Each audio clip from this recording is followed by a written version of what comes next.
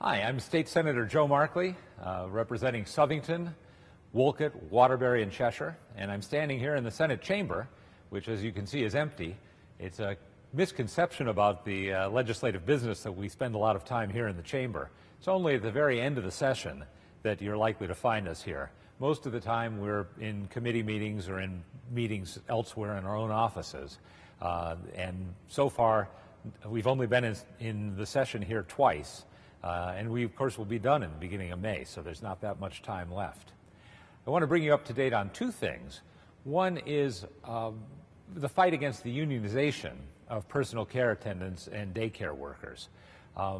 As you may remember, last year, Governor Malloy issued executive orders which effectively unionize these personal care attendants for the disabled and daycare workers, people who work for private individuals. They're not paid directly by the state. They're not supervised by the state.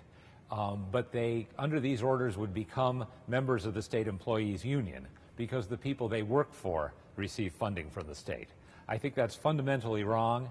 I think it was an incorrect power grab by the governor to usurp the power of the legislature. I'm happy to report that one lawsuit has already been filed against this, challenging it on constitutional grounds. And I've been working with members of both communities and the Yankee Institute to prepare a second lawsuit, which will challenge it not only on the constitutional question of the governor's right to make that decision unilaterally, but also the way in which this contradicts existing labor law. We had a public hearing this week with a very large turnout of people against bills proposed by the governor to put into statute what he did by executive order. And I will continue to try to fight that legislation here in the Senate, and I will also work to have a successful lawsuit to overturn what I think is a very bad precedent. Second thing I want to mention to you, another fight is being led by my good friend Len Suzio, the great state senator from Meriden. Len has been trying to cap the gross receipts tax on a gallon of gasoline. We have a very unfortunate tax, which is a percentage tax. So as the price of a gallon of gasoline goes up, the tax automatically increases. And this seems like a real double whammy at a time when gas prices are so high. Len would like to cap that tax so that we get at least that much relief on a gallon of gas.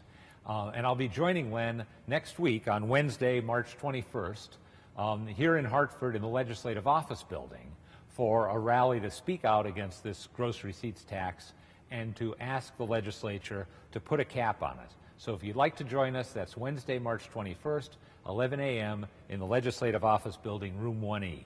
We'd be happy to see you, and we will do our best to try to give you some relief as gas prices go up this summer. So we'll be back in a week or two with an update, but it's a pleasure to speak to you, and I look forward to hearing from you.